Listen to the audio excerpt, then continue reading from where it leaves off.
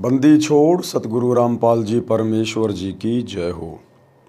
परमपिता परमात्मा सारी सृष्टि के रचनहार, कुल मालिक, असंख्य ब्रह्मांडों के स्वामी, जगत गुरु, तीनों लोकों में प्रवेश करके सबका भरण पोषण करने वाले राजाधिराज, आत्माधार, नाथों के नाथ, देवों के देव, महादेव, सर्वेश्वर, महेश्वर, मृत्युंजय, अजरो अमर, आदि अनादि सनातनी प्रभु, जगत पिता जगदीश्वर, श्री श्री 1008 की उपाधि के वास्तविक अधिकारी, अकाल मूरत सौद स्वरूपी राम वासुदेव, सर्वगतम ब्रह्म, परम पूज्य, प्रथम पूज्य, परम संत, परम पुरुष, परम धनी, परम दयालु, सत्य कबीर, हक्का कबीर, अल्लाह कबीर, अल्लाह अकबर, बाखबर, अल्लाह ताला, जगत के तारणहार, जगत के मुक्तिदाता, जगत के जगन्नाथ, हारे के सहारे, हिंदुओं के राम, मुसलमानों के अल्लाह, सिखों के वाहिगुरु, ईसाइयों के मसीह, दया के सागर दयानिधि, करुणा के सागर करुणानिधि, स्वयंभू परिभू, संकट मोचन, कष्ट हरण, मंगल करण, दुख भंजन, अविगत कबीर, निर्विकार निर्विषम परमात्मा, अलय अलेख सतगुरु, आदि अनादि सतगुरु, असली मर्यादा पुरुषोत्तम, असली राम, असली कृष्ण, असली घनश्याम, असली मुरारी, राजाओं के राजा, महाराजाओं के महाराजा, शहंशाहों के शहंशाह, सम्राटों के सम्राट, भगवानों के भगवान, अल्लाहों के अल्लाह, प्रभुओं के प्रभु, मसीहों के मसीह, सच्चे वाहिगुरु, बाबाओं के बाबा, पीरों के पीर, सेठों के सेठ, जगत सेठ, सावड़सा सेठ, सर्वगुण संपन्न, अनंत कोटि कलाओं के स्वामी, अनंत कोटि ब्रह्मांडों के नायक, योगियों में महायोगी, ध्यानियों में महाध्यानी, सिद्धों में परम सिद्ध, ज्ञानियों में तत्व ज्ञानी, ब्रह्म ज्ञानी, महाज्ञानी, परम ज्ञानी, सर्वश्रेष्ठ ज्ञानी, विज्ञानी, युवा कबीर, समृत कबीर, असमवाद, अमित ओजा, सच्चे रहनुमा, करीम अल्लाह, सुभान अल्लाह, दुनिया के अंतिम पैगंबर, 8 सितंबर 1951 से गांव धनाना, जिला सोनीपत, हरियाणा, भारतवर्ष की पावन भूमि पे प्रकट रियल कल की भगवान श्री नारायण साकार हरि, श्री बाबा साहिब, नूर अनंत परमात्मा, संत श्रोमणी सतगुरु रामपाल जी परमेश्वर जी के चरण कमल में साध संगति से जुड़े हुए देश विदेश से आप और हम सभी सत्सेवक भाई बहनों का अनंत कोटि दंडवत प्रणाम। सत्साई भाई और बहनों, दया परमपिता परमेश्वर जी की, सतगुरु रामपाल जी की, जिनके विशेष आशीर्वाद से, शुभ आशीर्वाद से, उन्हीं के कर कमल से लिखित पवित्र पुस्तक जीने की राह के ऊपर वीडियो बनाने की श्रृंखला जारी है। इसी श्रृंखला में आज हमारा ये 9वें नंबर का वीडियो है। प्रत्येक वीडियो में गुरुदेव भगवान के आशीर्वाद से जगत व भगत सभी भाई बहनों को भक्ति मार्ग से संबंधित बहुत ही अच्छी अच्छी बातें सीखने और समझने को मिल रही हैं। यदि आपने अभी तक जीने की राह पुस्तक के ऊपर बन रहे वीडियो शुरू से देखने शुरू नहीं किए हैं तो आप जिसे प्रार्थना करेंगे पार्ट नंबर 1 से देखना अवश्य शुरू करें, क्योंकि पार्ट नंबर 1 वीडियो की भूमिका होती है और भूमिका को अच्छे से समझे बिना आगे की वीडियो समझना थोड़ा मुश्किल होता है। तो भाई और बहनों, हमें पिछले वीडियो में किस प्रकार से गुरुदेव भगवान ने समझाया कि बच्चों को अपने वृद्ध माता पिता की किस प्रकार से सेवा करनी चाहिए, क्योंकि वे माता पिता बचपन में आप और हमारा किस प्रकार से जी जान लगाकर पालन पोषण करते हैं, हमारे को प्यार देते हैं। माता अपने बच्चों को सूखे वस्त्रों में सुलाती है, स्वयं उसके पेशाब से गीले हो चुके वस्त्रों में सोती है। पिता कैसे दिन रात एक करके मेहनत करके उसके भरण पोषण का, उसकी पढ़ाई लिखाई का खर्चा उठाता है। तो माता पिता की भी अपने बच्चों से एक आशा होती है, उम्मीद होती है कि जिस प्रकार बचपन में हम इस बच्चे की हर प्रकार से परवरिश कर रहे हैं, पालन पोषण कर रहे हैं, इसकी हर प्रकार की जो डिमांड है उसको पूरा कर रहे हैं, इसी प्रकार माता पिता की भी आशा होती है कि बुढ़ापे में हमारा पुत्र और पुत्र वधू इसी प्रकार से हमें प्यार प्रेम से बोले और हमारी हर संभव सेवा करने का प्रयास करें। और यदि माता पिता की आशाओं के विपरीत बेटा या बेटी या पुत्र वधू अपने माता पिता के या सास ससुर के साथ अच्छा व्यवहार नहीं करते हैं तो उनकी आत्मा दुखी होती है। और आत्मा आप चाहे किसी की भी दुखी कर दीजिए, चोट परमात्मा को पहुंचती है। तो वो बच्चे, वो पुत्र वधू, वो भी कभी अपने जीवन में सुखी नहीं रह सकते। इसलिए हमने हर संभव संतों के सत्संगों को सुनना चाहिए, क्योंकि सत्संग सुने बिना हमें आध्यात्मिक ज्ञान नहीं हो सकता। और आध्यात्मिक ज्ञान के बिना हमें अच्छे संस्कार नहीं मिल सकते, और अच्छे संस्कारों के बिना हम एक अच्छे माता पिता की, अच्छे बेटा बेटी की या अच्छी पुत्र वधू की भूमिका कभी भी नहीं निभा सकते। तो इसी प्रकार की कुछ कथाएं हैं जिनको पूज्य गुरुदेव जी ने आज इस पुस्तक में शामिल किया है कि किस प्रकार से एक राम भगत नाम के व्यक्ति की स्त्री गुजर जाती है, उसका निधन हो जाता है, और किस प्रकार वो अपने बच्चे का पालन पोषण करता है, अपने खेतों में भी काम करता है, दूसरी शादी भी नहीं करवाता है ये सोचकर कहीं मेरे बच्चे के साथ में कोई नाइंसाफ़ी ना हो जाए। अपने बच्चे की हर प्रकार की ज़रूरतों को पूरा करने का प्रयास करता है, और आगे चलकर जब राम भगत के बेटा और उसकी पुत्र वधू उसके साथ अच्छा व्यवहार नहीं करते हैं तो किस प्रकार से उसकी आत्मा दुखी होती है। फिर किस प्रकार से राम भगत का एक रिश्तेदार उसके पास आता है जो पहले से सतगुरु रामपाल जी से उपदेशी था, रामनिवास नाम था। वो राम भगत को समझा बुझाकर सतगुरु रामपाल जी के सत्संग में लेकर जाता है, उसको उपदेश दिलवाता है, और धीरे धीरे राम भगत भी अपने परिवार को, अपने पोता पोतियों को, पुत्र वधू को सत्संग से जोड़ने का प्रयास करता है। और एक समय वो सफल हो जाता है अपनी पुत्र वधू को और अपने दोनों पोतों को सत्संग में ले जाकर। उसके बाद कैसे उस पुत्र वधू का जीवन बदल जाता है, कैसे उसके विचार बदल जाते हैं, और अब आगे की जानकारी हम पूज्य गुरुदेव जी के कर कमल से लिखित इस पुस्तक के माध्यम से प्राप्त करते हैं।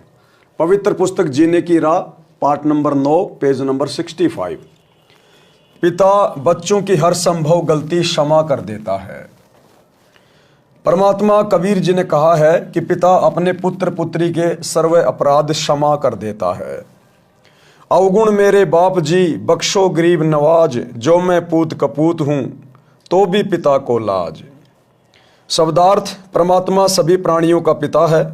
पिता में विशेषता होती है कि उसका बेटा बेटी अज्ञानता में गलती कर देते हैं और वे पिता से क्षमा याचना कर लेते हैं कि भविष्य में कभी गलती नहीं करेंगे, तो पिता उनको तुरंत क्षमा कर देता है। इसलिए भगत परमात्मा से विनय करता है कि हे दीनदयाल, आप तो सबके पिता हो, मेरे अवगुण अर्थात अपराध पिता होने के नाते क्षमा करना। मैं कपूत यानी निकम्मा पुत्र भी हूँ तो भी आप पिता का कर्तव्य पालन करके क्षमा करना। पूज्य गुरुदेव हमें एक बहुत अच्छी शिक्षा दे रहे हैं कि आपने अपने गुरु को शब्द रूप में, परमात्मा के रूप में स्वीकार कर लेना चाहिए, क्योंकि परमात्मा के अलावा सतगुरु की भूमिका करके ये सतज्ञान, शास्त्रों के अनुसार ज्ञान इस पृथ्वी पर अन्य कोई प्रदान नहीं कर सकता है। और उसके बाद फिर हमारा भाव बदलेगा, हमारे सोच विचार बदलेंगे, हमें फिर इस रूप में मात्र एक गुरु दिखाई नहीं देगा, हमें परमात्मा दिखाई देगा, परमेश्वर दिखाई देगा। और उसके बाद भाइयों और बहनों, जब हम गुरु को परमात्मा मान लेते हैं तो भविष्य में हम कभी गलती नहीं करेंगे। फिर यदि फिर भी जाने अनजाने में कोई गलती हो जाती है, क्योंकि हम नादान हैं, हम बच्चे हैं, इस काल के द्वारा परेशान की गई आत्माएं हैं, तो गुरुदेव ने बताया यदि उसके बाद भी कोई छोटी मोटी गलती हो जाती है, कोशिश करो कि जानबूझ के गलती ना हो। यदि फिर भी कोई जाने अनजाने में ऐसा दबाव या प्रेशर से गलती हो जाती है तो उसके बाद आपने अपने गुरुदेव भगवान से हृदय से क्षमा याचना मांगनी चाहिए। मालिक अंतर्यामी है, वो आत्मा का साथी है, वो सर्वे सर्वा है, सर्वद्रष्टा है, अंतर्यामी है।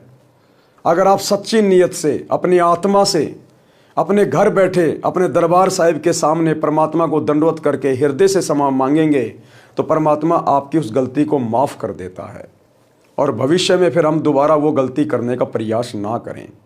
इसलिए आप और हम सभी भगत भाई बहन को गुरुदेव शिक्षा देते हैं कि आत्मा और परमात्मा के बीच में कोई एजेंट नहीं होता, कोई दलाल नहीं होता, किसी प्रकार का कोई कोऑर्डिनेटर करने वाला व्यक्ति नहीं होता, क्योंकि आत्मा का डायरेक्ट संबंध परमात्मा से होता है, गुरु अंतर्यामी होता है। यदि भगत की नीयत सच्ची है, भाव श्रद्धा अच्छी है, तो परमात्मा उसकी बात सुनता है। गुरुदेव कहते हैं चीटी पायल बाजे पैर, साहिब सुनता है सब लहर। अंतर्यामी गुरुदेव भगवान तो चीटी के पैर में अगर कोई पायल बांध दी जाए, कहते हैं पहली बात तो चीटी का पैर कितना पतला, फिर उसके पैर की पायल कितनी पतली होगी, उसकी तो आवाज़ होना भी नामुमकिन है। कहते परमात्मा उसको भी सुन लेता है। तो क्या अपने सच्चे मुच्चे भगत की हृदय से की गई प्रार्थना को नहीं सुनेगा?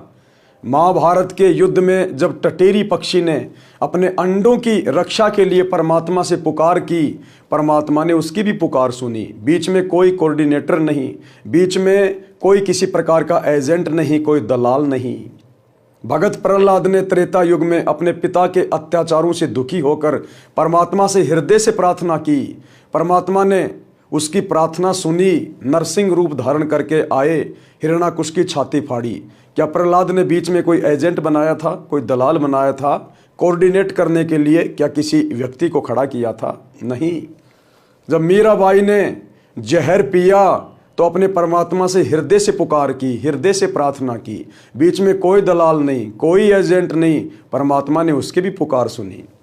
आज तो परमात्मा धरती पे प्रकट है हमारी पुकार सुनने के लिए, और हम भक्तों का जो कनेक्शन है डायरेक्ट उनसे जुड़ा हुआ है, क्योंकि हम उनकी शरण में हैं। आज तो बड़ी आसानी से सुनेगा परमात्मा, लेकिन सच्चे मुच्चे भगत की सुनेगा, पाक साफ दिल वाले भगत की सुनेगा। बार बार जानबूझकर गलतियां करने वाले की परमात्मा सुनकर भी अनसुनी कर देगा। तो यहां समझाया गया है कि एक सांसारिक पिता भी अपने बच्चे की सैकड़ों गलतियां माफ कर देता है, नजरअंदाज कर देता है, भूल जाता है। जबकि सतगुरु तो हमारे परम पिता होते हैं, सांसारिक माता पिता से हमें हजारों गुना ज़्यादा प्रेम करते हैं, प्यार करते हैं। फिर भला वो कैसे हमारी गलतियों को दिल पे रख के चल सकते हैं? लेकिन अध्यात्म का एक नियम है भाई और बहनों, अध्यात्म में परमात्मा का काल के साथ वचन है, एग्रीमेंट है। इसलिए हमने बार बार गलतियां करने से बचना चाहिए। तो क्या बताया गुरुदेव ने? आगे हमें गुरुदेव राम भगत नामक एक भगत की कथा सुना रहे हैं। इस कथा के माध्यम से पता चलेगा कि संस्कार चाहे कितने ही बिगड़े हुए क्यों ना हो, आपका बेटा बेटी या पुत्र वधू कितने ही निकम्मे क्यों ना हो, यदि उनको सत्संग की राह पे चला दिया जाए तो सत्संग में जाने से, सतगुरु के वचन उनके कानों में पढ़ने से उनका हृदय परिवर्तित हो सकता है। आपका घर जो कलह कलेश का अड्डा बना हुआ है, आपका घर सुखी हो सकता है, स्वर्ग बन सकता है। तो परमात्मा राम भगत की कथा के माध्यम से हमें समझा रहे हैं। राम भगत की पत्नी का देहांत हो गया। उस समय उसका बेटा 3 वर्ष का था। उस व्यक्ति की रिश्तेदारी में एक घटना ऐसी घटी थी जिसने उसको झंझोर कर रख दिया। कथा इस प्रकार है। उसके मामा जी अपनी बहन यानी राम भगत की माताजी से लगभग 10 वर्ष बड़े थे। राम भगत के मामा जी थे जो राम भगत की माताजी से 10 साल बड़े थे।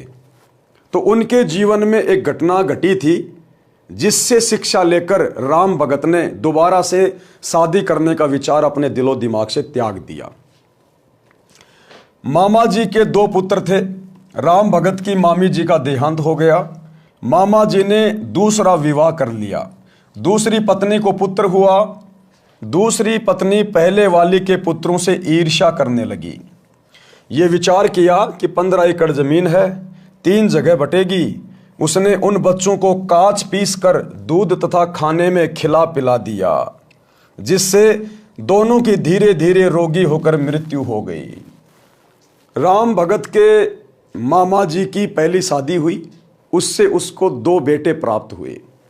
उसके बाद में उसकी पत्नी का देहांत हो गया। अपने बच्चों की परवरिश के लिए, पालन पोषण के लिए राम भगत के मामा जी ने दूसरी शादी करी।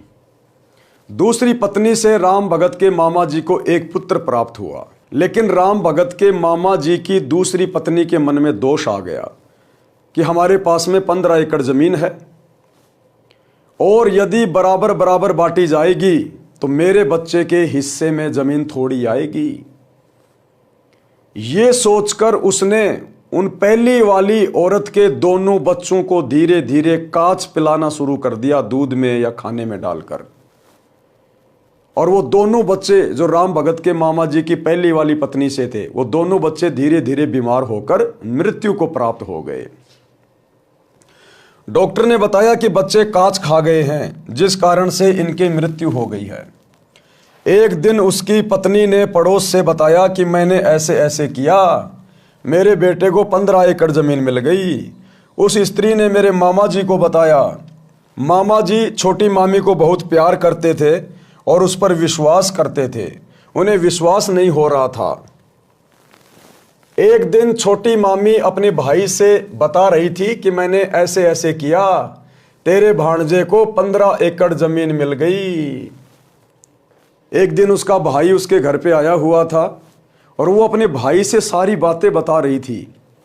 उसी समय राम भगत भी अचानक से घर के खिड़की के पास में खड़ा होकर सारी बातें सुन रहा था और उसको बड़ा धक्का सा लगा कि जिस औरत पे मैं इतना विश्वास करता था उस औरत ने कैसा घटिया कर्म किया है।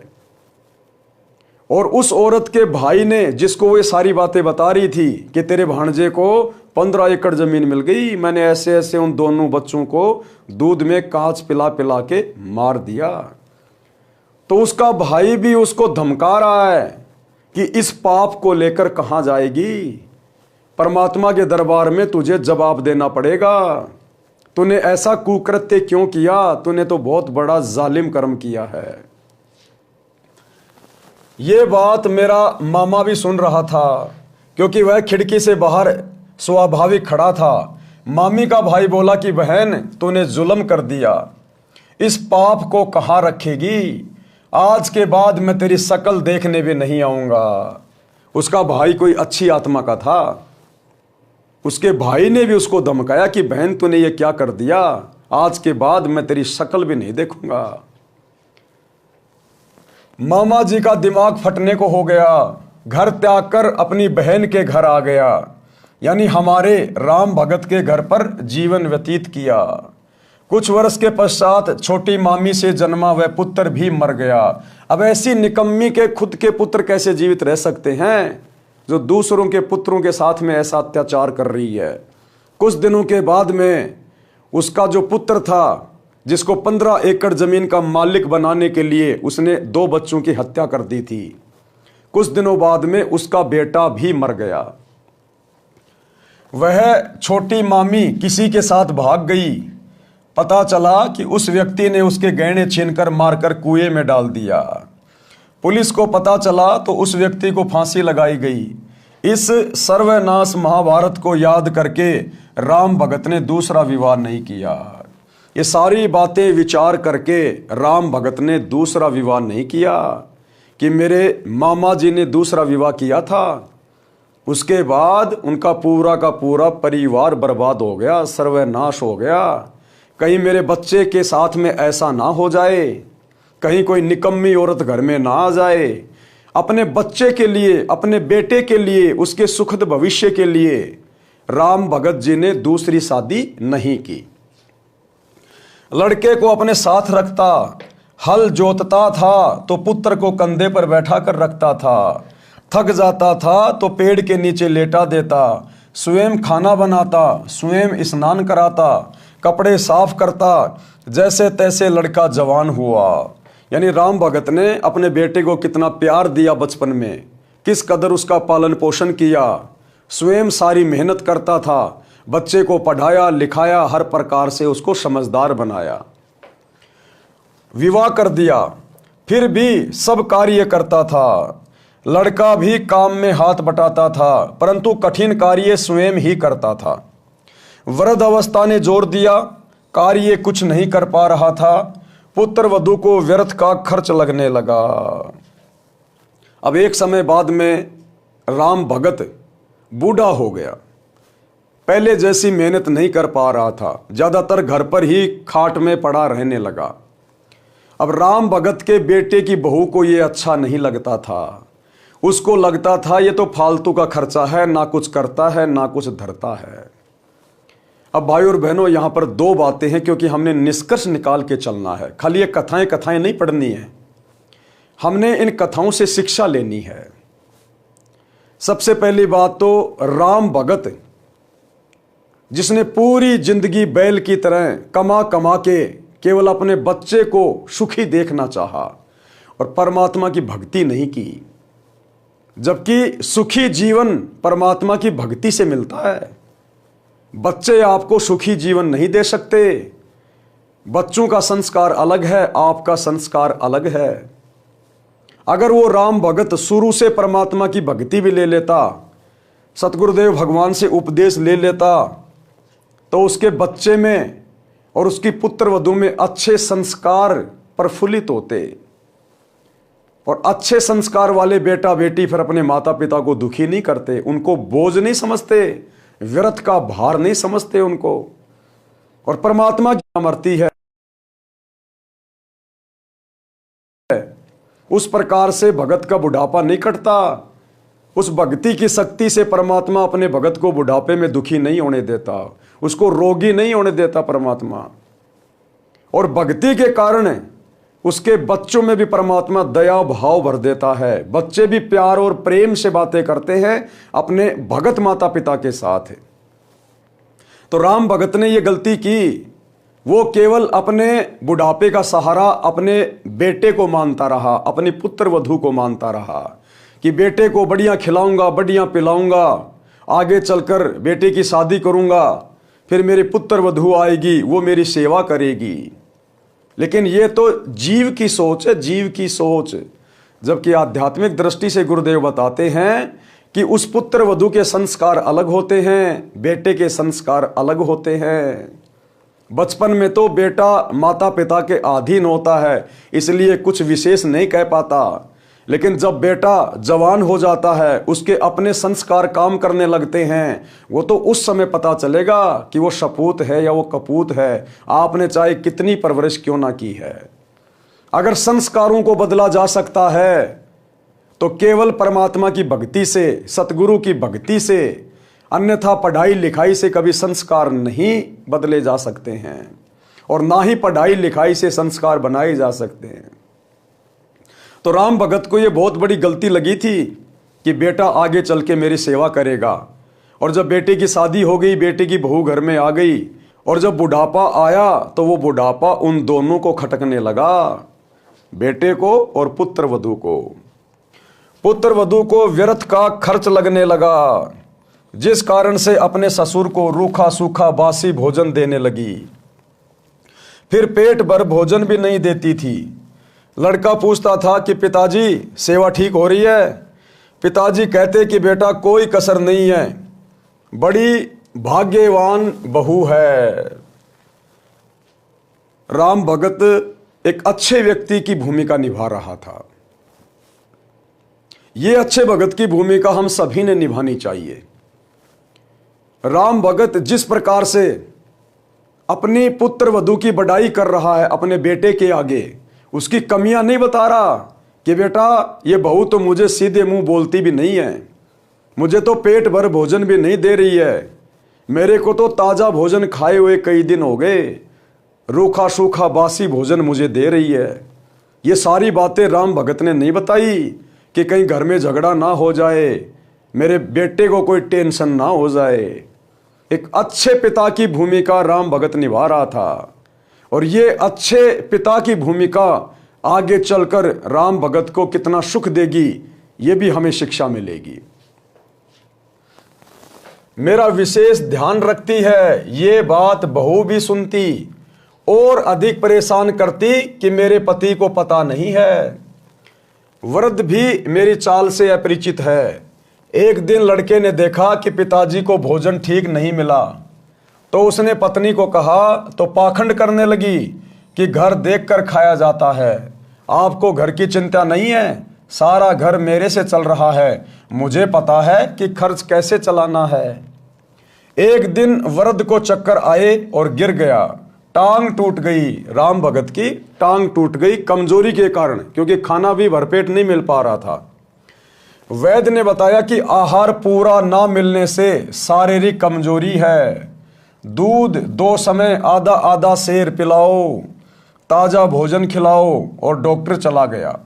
पत्नी ने कहा कि ऐसे तो घर का दिवाला निकल जाएगा। सत्संग की कमी से, आध्यात्मिक ज्ञान की कमी से, सतगुरु की शरण के अभाव में राम भगत के बेटे की जो बहू थी, यदि उस स्त्री के माता पिता सत्संग से जुड़े हुए होते तो अपनी बेटी को अच्छे संस्कार देते कि बेटी, जैसे आपने शादी से पहले हमारी सेवा की है, हमारे घर की इज्जत का ध्यान रखा है। इसी प्रकार से आपने शादी के बाद अपने ससुर की इज्जत का ध्यान रखना, उसके स्वास्थ्य का ध्यान रखना है। और सत्संग से जुड़ी हुई बहन बेटी, उसके हृदय में दया होती है, प्रेम भाव होता है। वो शौपन में भी किसी को, सास ससुर को या माता पिता को दुखी नहीं कर सकती है, वो स्वयं दुख उठा लेगी। ये संस्कार सत्संगों से आते हैं, परमात्मा की भक्ति से उत्पन्न होते हैं। लेकिन उसके माता पिता भक्ति से नहीं जुड़े थे, और यदि भक्ति भी कर रहे थे तो शास्त्र अनुकूल भक्ति नहीं थी, जिस कारण से वो अपनी बेटी को अच्छे संस्कार नहीं दे पाए, और बेटी ने ससुराल में आके अपने ससुर के साथ वैसा ही बुरा बर्ताव शुरू कर दिया। पति यानी लड़के को भी बात पसंद आई। अब राम भगत के बेटे को भी ये बात पसंद आ गई अपनी पत्नी की। जब उसकी पत्नी ने कहा कि घर देखकर चलाया जाता है, इस बुड्ढे के लिए मैं कहां से लाऊंगी अच्छा अच्छा खाना, ताजा ताजा खाना, घर देख के चलाया जाता है, ऐसे तो दिवाला निकल जाएगा घर का। तो राम भगत का बेटा भी अपनी पत्नी की बातों से सहमत हो गया। वो बेटा, जिस बेटे को राम भगत ने भगवान की भक्ति से ज्यादा महत्व दिया, जिस बेटे के ऊपर वो उम्मीद लगा के बैठा हुआ था, क्या राम भगत ने अपने बेटे को संस्कार नहीं दिए? क्या राम भगत कोई बुराई करता था? नहीं। लेकिन देखो कैसे आगे चलकर उसके बेटे के संस्कार अलग निकले और राम भगत के संस्कार अलग निकले। इसलिए परमात्मा कहते हैं संस्कार पढ़ाई लिखाई से नहीं बनाए जा सकते। माता पिता चाहे कितने संस्कारी हैं, उनके बेटा बेटी उनकी बेइज्जती का कारण बन जाते हैं, बेइज्जती का कारण है। तो ये संस्कार हमारे पिछले जन्मों के होते हैं। इन संस्कारों को यदि कम किया जा सकता है तो केवल परमात्मा की भक्ति से किया जा सकता है। संस्कारों में परिवर्तन सच्चे सतगुरु की भक्ति से हो सकता है। तो राम भगत जिस बेटे को पाल पोस के अपने बुढ़ापे का सहारा समझ रहा था, दूसरी शादी भी नहीं की उसने, आजीवन बैल की तरह कमाता रहा। और अब वही बेटा अपने पिता से ज्यादा अपनी पत्नी को महत्व दे रहा है। पति यानी लड़के को भी बात पसंद आई। वृद्ध की कोई परवाह नहीं की। वृद्ध के ससुराल वाले चोट लगने की खबर सुनकर मिलने आए। अब राम भगत के ससुराल वाले उसको चोट लगने की खबर सुनकर उसका हालचाल जानने के लिए आए। उन्होंने पूछा कि बेटा बहू ठीक सेवा कर रहे हैं क्या? राम भगत ने कहा कि पूछो ना, ऐसे पुत्र तथा पुत्र वधू सबको दे भगवान, मेरे को कोई कष्ट नहीं होने देते। ये तो कोई कर्म की मार से चोट लग गई है। यानी भाइयों और बहनों, राम भगत तो नहीं था उस समय तक, लेकिन जो लक्षण थे उसके अंदर, जो आचार विचार व्यवहार था, वो बिल्कुल भगत वाला था। इतना सब कुछ सहन करने के बाद भी अपने बेटा और अपने बेटी को एक नंबर का बता रहा है। उनके विषय में कोई गिला शिकवा नहीं कर रहा किसी के सामने। उसी गांव में दो बहनों का विवाह हुआ था, एक का राम भगत से, दूसरी का पड़ोस में। जब वे अपनी दूसरी लड़की के घर गए तो पता चला कि उस राम भगत की कोई सेवा नहीं हो रही है। लड़का भी निकम्मा है, ये बात ससुराल वालों के गले नहीं उतरी, क्योंकि वे राम भगत के मुख से सुनकर आए थे कि सेवा में कोई कसर नहीं है। वे कुछ समय बाद पुनः राम भगत के घर गए तो उस समय वह बासी रोटी पानी में भिगो भिगो कर खा रहा था। जब राम भगत के ससुराल वालों ने अपनी आंखों से देख लिया कि सूखी रोटी, बासी रोटी पानी में भिगो भिगो के खा रहा है, तब जाकर उनको यकीन हुआ कि इसके साथ में कैसा दुर्व्यवहार हो रहा है। इस बात को देखकर राम भगत के ससुराल वाले उसे अपने साथ अपने घर पे ले गए, जो कि सतगुरु रामपाल जी के भगत थे, क्योंकि भगत के अंदर दया भाव होती है, प्रेम भाव होता है। तो राम भगत को अपने साथ अपने घर पर ले गए। यह देखकर उनको रोना आ गया। लड़के को बुलाया तथा कहा कि तेरे को शर्म नहीं आती? पता है तेरे को कैसे पाल पोस कर बड़ा किया है? लड़के की बहू भी आ गई। दोनों बोले कि हम तो ऐसे ही सेवा करेंगे। राम भगत बोला कि आप जाओ। अब राम भगत अपने ससुराल वालों से क्या कह रहा है? राम भगत नहीं चाहता था कि मेरे बेटा बेटी को किसी प्रकार से कोई कष्ट पहुंचे, कोई दुख पहुंचे। फिर भी राम भगत कह रहा अपने ससुराल वालों से कि आप अपने घर पर जाओ, जैसा भी हूं मैं बहुत अच्छा हूं, कोई दिक्कत नहीं है। राम भगत बोला कि आप जाओ, घर में झगड़ा ना कराओ, मेरी किस्मत में जो लिखा है वह मिल रहा है, मैं अपने पुत्र को दुखी नहीं देख सकता।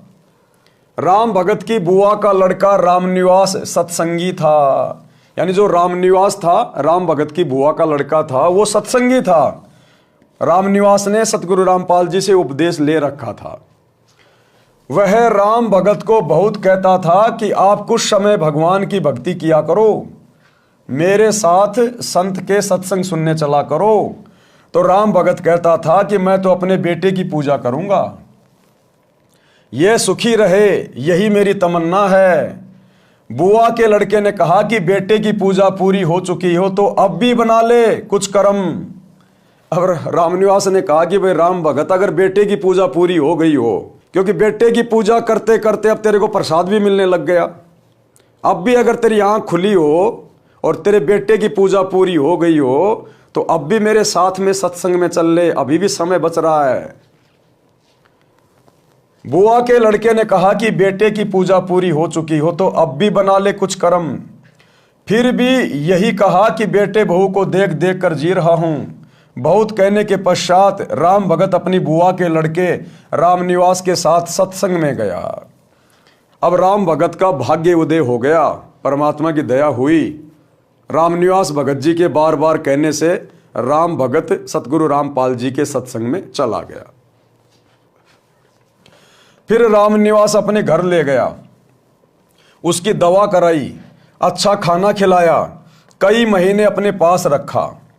राम भगत भक्ति पर पूरा दृढ़ हो गया, यानी 3-4 महीने रामनिवास ने राम भगत को अपने घर पे रखा, बढ़िया खिलाया पिलाया, बढ़िया सेवा करी और सत्संग में लेके जाता, ज़्यादा ज़्यादा उसको सत्संग सुनाता, उपदेश दिला दिया। वो अपना मंत्र जाप करने लगा। धीरे धीरे सतगुरु की भक्ति की शक्ति उसके अंदर समावेश होने लगी। तो फिर एक दिन राम भगत वापस अपने घर को चला।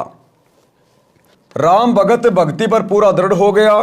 घर पर गया तो बच्चों से कहा कि बेटा बेटी पुत्र वधू, आज तक मैंने आपसे कुछ नहीं मांगा, आज एक भीख मांग रहा हूं, आप मेरे साथ सत्संग में एक बार चलो।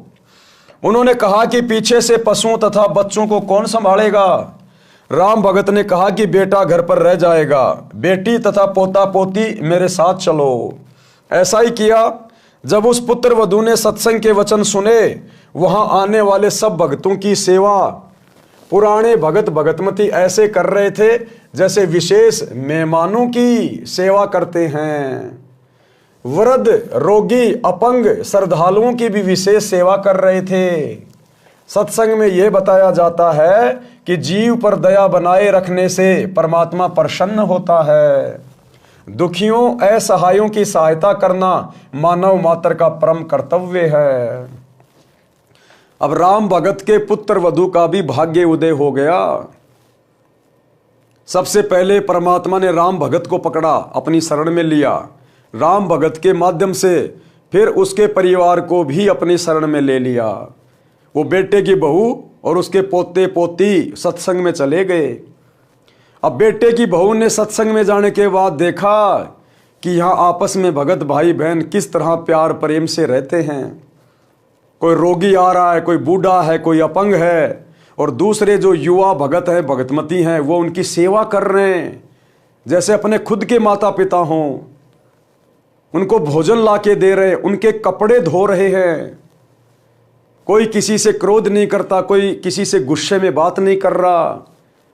और फिर गुरुदेव के सत्संग सुने। परमात्मा ने सत्संगों में बताया कि जीव के ऊपर दया रखनी चाहिए, यानी हम सब जीव हैं, सास ससुर माता पिता सब जीव हैं। तो सच्चे सतगुरु के सत्संग कान के द्वारा जब अंदर गए तो आत्मा में परिवर्तन होना शुरू हो गया। सत्संग में जाकर उन्हें बहुत अच्छा लगा, बहुत कुछ उन्होंने सीखा।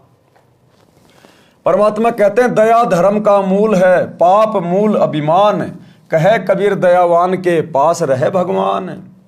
शब्दार्थ, धर्म वही करता है जिसके हृदय में दया है, दया धर्म की जड़ है, तथा पाप वह करता है जिसमें अभिमान भरा है, अभिमान पाप की जड़ है। कबीर परमात्मा ने कहा है कि दयावान के साथ परमात्मा रहता है। यानी जब हम भक्ति करेंगे, भगत बन जाएंगे, तो हमारे अंदर दया भाव उत्पन्न होगा, हम दयावान बन जाएंगे, और ऐसे भक्तों के साथ में, ऐसी आत्माओं के साथ में फिर सदा परमात्मा रहता है। और परमात्मा जिसके साथ में हो लिया, फिर उसको कष्ट कैसा, उसको दुख कैसा, फिर अभिमानी के पास नहीं रहता। राम भगत की पुत्र वधू जिस भगतमती के पास बैठी थी, वह बोली कि बहन आप भी कुछ सेवा कर लो। सत्संग वचन, अब गुरुदेव के सत्संगों में क्या बताया गया, राम भगत के पुत्र वधू ने क्या सुना अपने गुरुदेव के मुख कमल से जब सत्संग सुनाया जा रहा था। यानी सतगुरु रामपाल जी भगवान ने सत्संग में क्या बताया। गुरुदेव जी बताते हैं कि जो सेवा भक्ति करेगा उसी को फल मिलेगा। मैं भोजन खाऊंगा तो मेरा पेट भरेगा, आप खाओगे तो आपका पेट भरेगा। सब प्राणी परमात्मा के बच्चे हैं। इस 21 ब्रह्मांड में जितनी भी आत्माएं हैं, जिन जिन शरीरों में हैं, जिन जिन योनियों में हैं, गधे कुत्ते सुअर कीट पतंग बैल मक्खी मच्छर इंसान स्त्री पुरुष, ये सब परमात्मा की आत्मा है, परमात्मा के बच्चे हैं। आपको सृष्टि रचना से पता चलेगा हम यहाँ पर क्यों आके फंसे हैं, क्यों हम जन्म रहे हैं, क्यों मर रहे हैं, क्यों कष्ट उठा रहे हैं, क्यों 84 लाख योनियों में महाकष्ट भोग रहे हैं। तो हम सभी आत्माएं परमात्मा की हैं। सब प्राणी परमात्मा के बच्चे हैं। आप धनी के बच्चे समझकर सेवा करो। जैसे एक धनी की लड़की 8-9 वर्ष की थी, उसकी देख रेख के लिए एक नौकरानी रखी थी।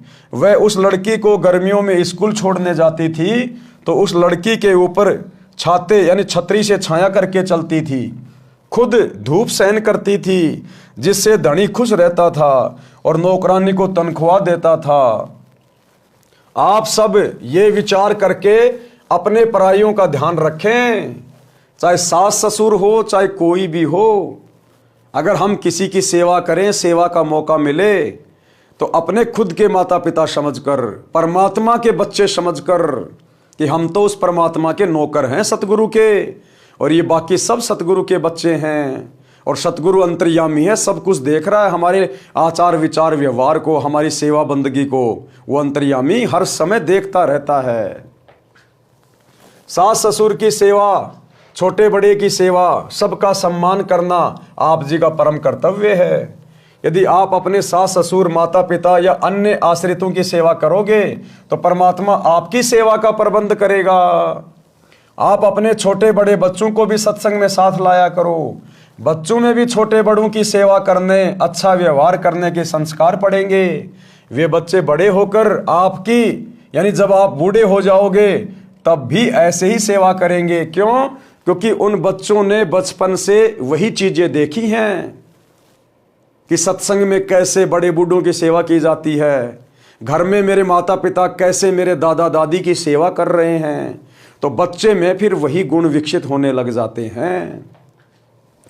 जैसे बेटी एक बाप माँ को छोड़कर नए माता यानी सास पिता ससुर के पास जाती है, यानी पीहर से कोई लड़की जब ससुराल जाती है तो नए माता पिता के पास जाती है। अब जन्म के माता पिता तो इतने ही साथी थे, उन्होंने पाल पोस कर नए माता पिता को सौंप दिया। सास ससुर का कर्तव्य है कि आने वाली बेटी को अपनी बेटी की तरह प्यार दें। भेदभाव शौपन में भी नई बेटी वह अपनी जन्म की बेटी में ना करें, जो झगड़े की जड़ है। पुत्र वधू को चाहिए कि नए घर की परिस्थितियों के अनुसार अपने आप को ढाले, माँ के घर वाले बर्ताव को कम प्रयोग करे। यानी ससुराल में जाने के बाद पहले माता के घर में पीहर में हम जो मर्जी किया करते थे, छोटा मोटा लड़ाई झगड़ा कर लिया करते थे, किसी चीज़ के लिए जिद पकड़ के बैठ जाया करते थे। तो गुरुदेव कह रहे ससुराल में जाने के बाद अपने व्यवहार में भी बदलाव लाना चाहिए। अब पुत्र वधू का घर परिवार यही ससुराल है। शिक्षा कथा, अब गुरुदेव ने सत्संग में फिर ये क्या और शिक्षा दी, एक नई कथा बताई। यानी राम भगत की और उसके परिवार की जो कथा है वो तो चल ही रही है। जब राम भगत की पुत्र वधू वहां आई, उसने देखा, सेवा भाव देखा, और उसके बाद जब गुरुदेव सत्संग करने लगे तो सत्संग में गुरुदेव ने और किस कथा का जिक्र किया? शिक्षा कथा। एक पुत्र वधू अपनी सास को बहुत दुखी रखती थी, उसको फटे हुए मिट्टी के घड़े के टुकड़े यानी ठीकरे में भोजन खिलाती थी। एक पुत्र वधू थी, वो अपनी सास को बहुत ज्यादा दुखी करती थी। और जैसे मटका वगैरह फूट जाता है, पहले के समय में जब कोई मटका वगैरह फूट जाता था तो उसमें जो है कुत्तों को छाछ वगैरह रखा करते थे। तो वो पुत्र वधू अपनी सास को उस टूटे हुए ठीकरे में यानी उस मटके के फूटे हुए टुकड़े में खाना खिलाती थी, जैसे कुत्तों को खिलाते हैं। कभी कभी साफ करती थी। उसके लड़के का विवाह हुआ, कुछ समय उपरांत सास की मृत्यु हो गई। तब वह अपनी पुत्र वधू से बोली कि इस ठीकरे को फोड़कर बाहर फेंक दे। कुछ समय बाद में उस औरत का लड़का बड़ा हो गया, उसकी शादी हो गई, उसके बेटे की बहू घर आ गई। उधर से उसकी सासू मर गई, जिसके साथ वो अच्छा व्यवहार नहीं करती थी।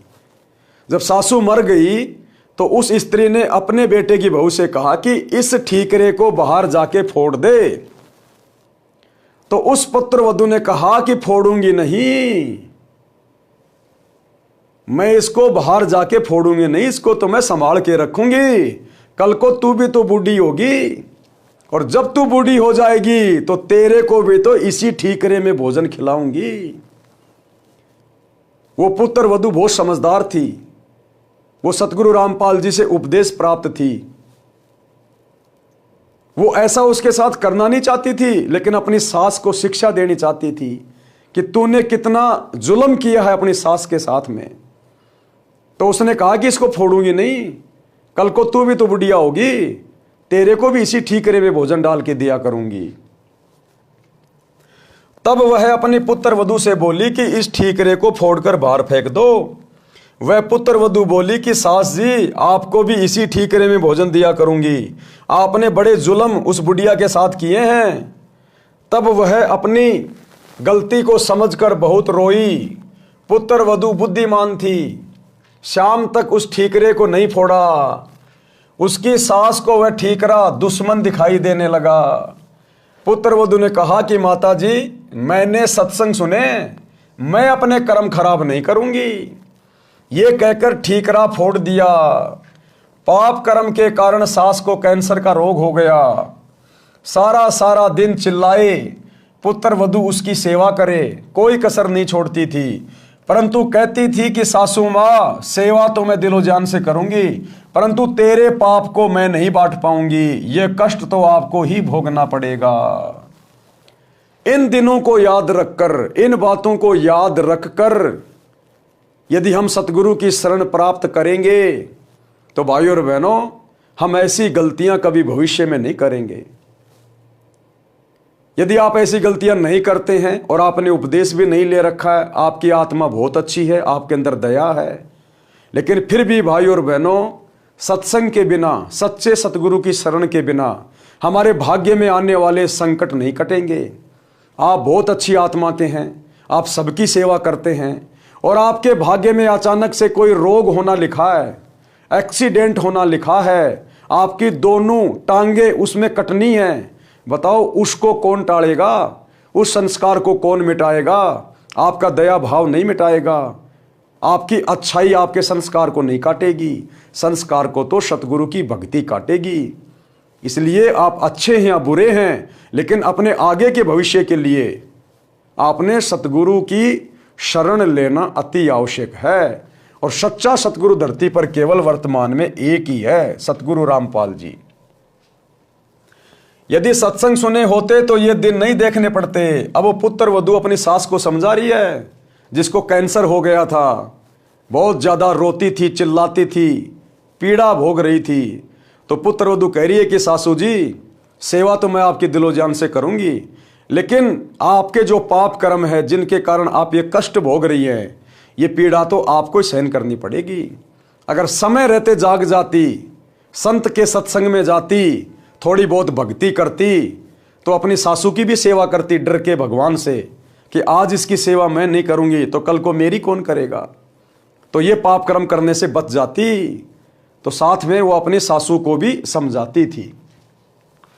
यदि सत्संग सुने होते तो ये दिन नहीं देखने पड़ते। तब उस जालिम औरत ने कहा कि बेटी, मैं महापापणी हूं, क्या मेरा भी उद्धार हो सकता है? मैं भी दीक्षा लेना चाहती हूं। लड़की सत्संगी घर की थी, उसको पता था कि दीक्षा लेकर भक्ति करने से पाप कर्म नष्ट होते हैं। आप चाहे कितने ही घोर पापी हैं, आपने कितने जुल्म कर रखे हैं, यदि आप अंत में उनका प्रायश्चित करके और सच्चे सतगुरु की शरण में आ जाते हैं तो सतगुरु आपके उन पाप कर्मों को धीरे धीरे नष्ट करना शुरू कर देते हैं। उसको पता था कि दीक्षा लेकर भक्ति करने से पाप कर्म नष्ट होते हैं। जिनके अधिक पाप हैं, भक्ति करने से लाभ ही होगा, पाप कम ही होंगे तथा भविष्य में मानव जन्म भी मिल जाता है। यदि मर्यादा में रहकर अंतिम श्वास तक साधना करता रहे।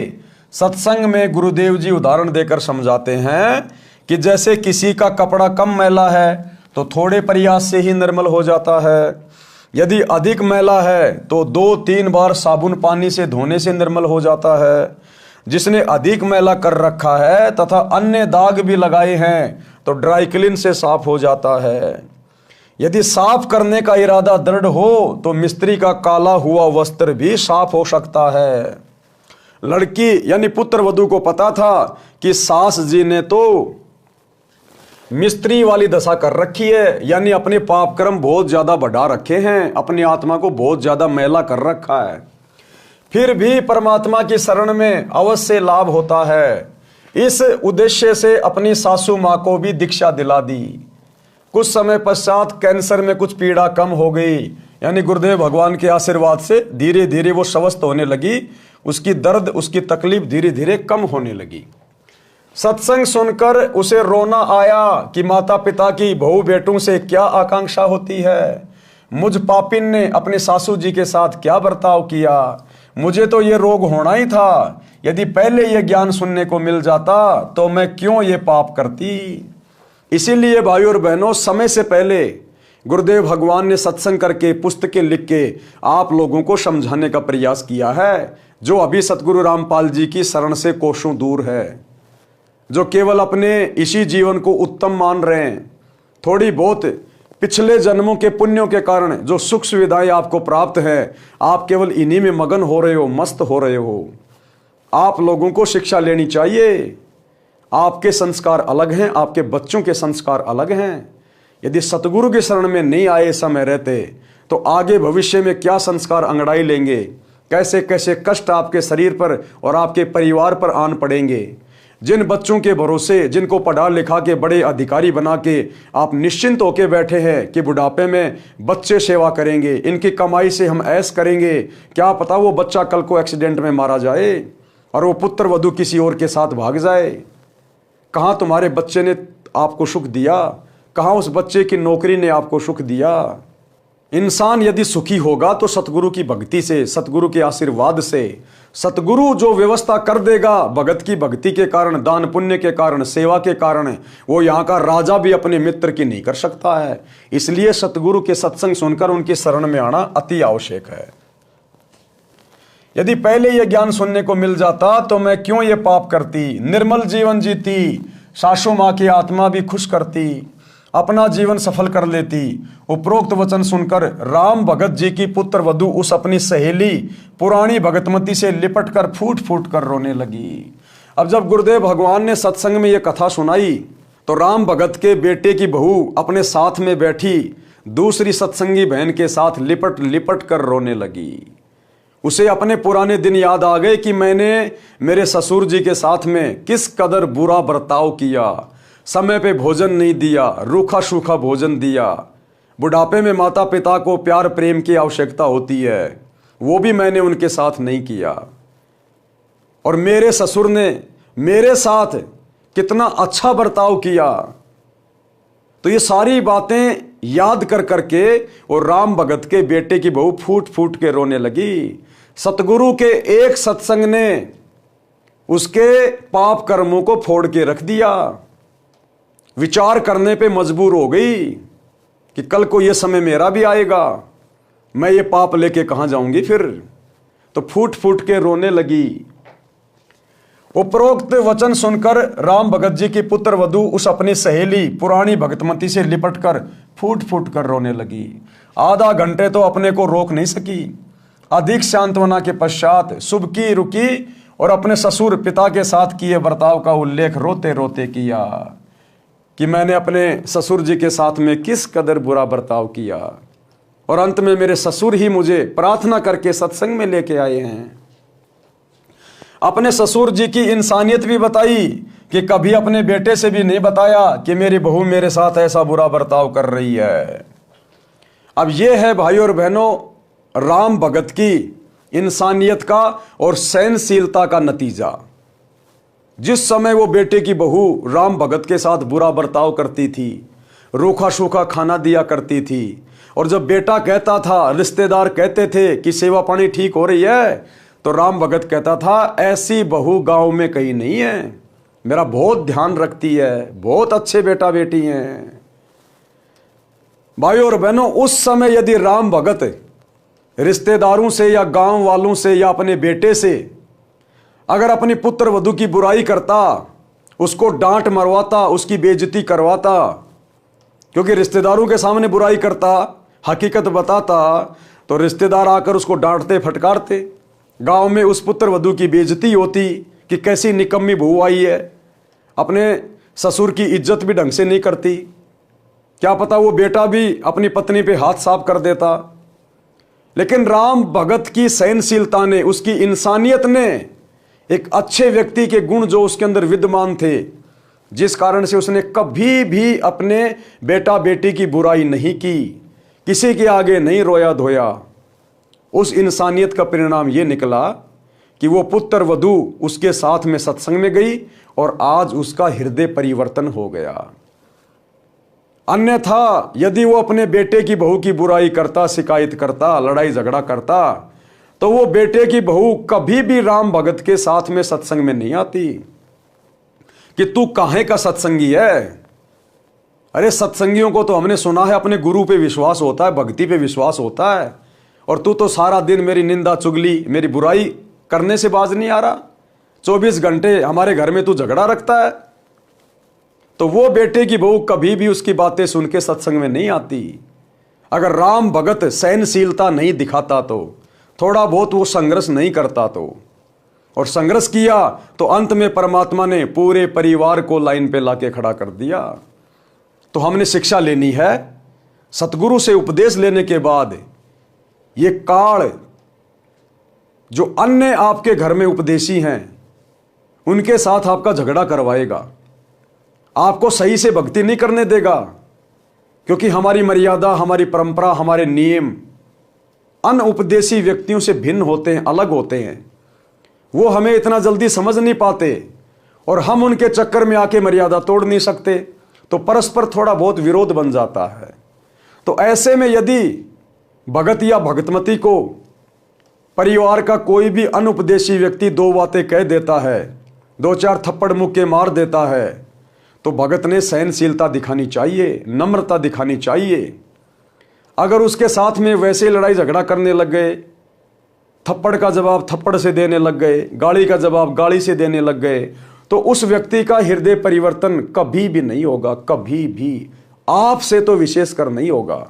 भले दूसरे के कहने से वो सत्संग में चला जाए, लेकिन आपके कहने से नहीं जाएगा, क्योंकि आपसे फिर वो ईर्ष्या रखने लग जाएगा विशेष, क्योंकि आपके व्यवहार में वो कोई परिवर्तन नहीं देख रहा, कोई बदलाव नहीं देख रहा। तो जिस प्रकार से राम भगत ने परिवार में झगड़ा और कलह से बचने के लिए जो समझदारी दिखाई, उसी प्रकार हम भक्तों ने भी अपनी भक्ति को सफल बनाने के लिए एक भगत के गुण अपने ऊपर धारण करते हुए इसी प्रकार की समझदारी दिखाते हुए आगे बढ़ना है। बेटे के पूछने पर यही कहता था कि बेटा किसी प्रकार की सेवा में कमी नहीं है, बड़े अच्छे घर की बेटी है, समझदार है, हमारा सौभाग्य है कि ये अपने घर आ गई, हमारा तो इस बेटी ने घर बसा दिया है।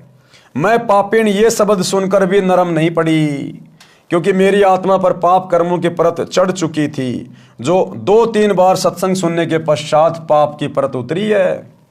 आत्मा में अच्छे संस्कार उठने लगे। 3 दिन सत्संग सुनकर भगत राम भगत पोता पोती तथा पुत्र वधू के साथ घर पर आ गया। अब 3 दिन लगातार गुरुजी का सत्संग सुना, दोनों टाइम सुबह शाम, और बेटे की बहू को अच्छे से समझ में आ गया। अपने बुरे बर्ताव से आत्मग्लानि हो गई। ससुर जी के प्रति उसका विचार, उसका रवैया बिल्कुल बदल गया। अपने सगे पिता जैसा दिखाई देने लगा। कैसे? सत्संग के कारण, सतगुरु की शरण के कारण, सतगुरु की भक्ति के कारण। क्योंकि संस्कार सतगुरु बनाता है और ये काल हमारे संस्कारों को सत्संग के भाव से बिगाड़ता है। तो राम भगत जी 3 दिन तक सत्संग सुनकर सपरिवार अपने घर वापस आ जाते हैं। बच्चों ने भी वहां छोटे बच्चों को खाना खिलाने, पानी पिलाने की सेवा करते। अन्य पुराने सत्संगी बच्चों को देखा तो वे भी सेवा करने लगे। अब राम भगत के पोता पोती भी सत्संग में अन्य जो छोटे छोटे बच्चे थे सेवा कर रहे थे। भंडारे में पानी पिला रहे थे, किसी को चाय पिला रहे थे, किसी को नहला रहे थे। तो वो छोटे छोटे बच्चे भी वही सेवा करने लगे वहां पर। उनको भी बड़ा आनंद आने लगा दूसरों की सेवा करने में। घर पर आकर अपने दादाजी के लिए पानी की बाल्टी भरकर दोनों भाई बहन लटका लाए और बोले, दादाजी स्नान कर लो। राम भगत जी ने कहा कि बच्चों, तुम्हारे पेट में दर्द हो जाएगा, इतना वजन मत उठाओ, मैं अपने आप ले जाऊंगा।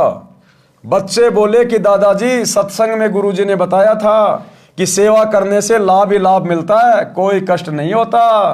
अगर पेट में दर्द भी हो गया तो सेवा के कारण गुरुजी ठीक कर देंगे। हम रोटी खाएंगे तो हमारा पेट भरेगा, हम सेवा करेंगे तो हमें पुण्य मिलेगा। बच्चों में भी इतनी जल्दी संस्कार उत्पन्न हो गए। जैसी सेवा वो आश्रम में कर रहे थे, तुरंत घर पे आकर अपने दादाजी के लिए पानी की बाल्टी भर के लेके आ गए, गर्मा गर्म पानी की। यदि रोग भी हो तो भक्ति और सेवा से समाप्त हो जाता है। वहां आश्रम में अनेकों माई भगत बता रहे थे कि हम बीमार रहते थे, नाम लेने के पश्चात जैसी सेवा कर सके करने लगे। हम स्वस्थ हो गए। डॉक्टरों ने जवाब दे दिया था, देखो हमारी दवाइयों की पर्चियां, 4 वर्ष से उपचार चल रहा था, अब कोई दवा नहीं खाते। बच्चों ने क्या बताया दादाजी को? जब दादा ने कहा कि बच्चों ज्यादा वजन मत उठाओ, पेट में दर्द हो जाएगा, तो बच्चों ने सत्संग में सुनी बातें बतानी शुरू कर दी कि गुरुजी ने कहा था कि अगर हम सेवा करेंगे तो हमारे को पुण्य मिलेगा, हम रोटी खाएंगे तो हमारा पेट भरेगा, और अगर कोई दिक्कत भी हो गई तो गुरुजी कह रहे थे कि भगवान तो अपनी भक्ति से रोग को भी ठीक कर देता है। हमने वहां बहुत सारे भगत देखे थे जो हॉस्पिटल से दुखी होके, डॉक्टरों से दुखी होके अपनी पर्चियां ले लेके आए थे कि हम इतने सालों से बीमार थे, हमारे ऊपर कोई दवा काम नहीं कर रही थी। जैसे ही हमने सतगुरु रामपाल जी से उपदेश लिया, तुरंत हमारा रोग समाप्त हो गया।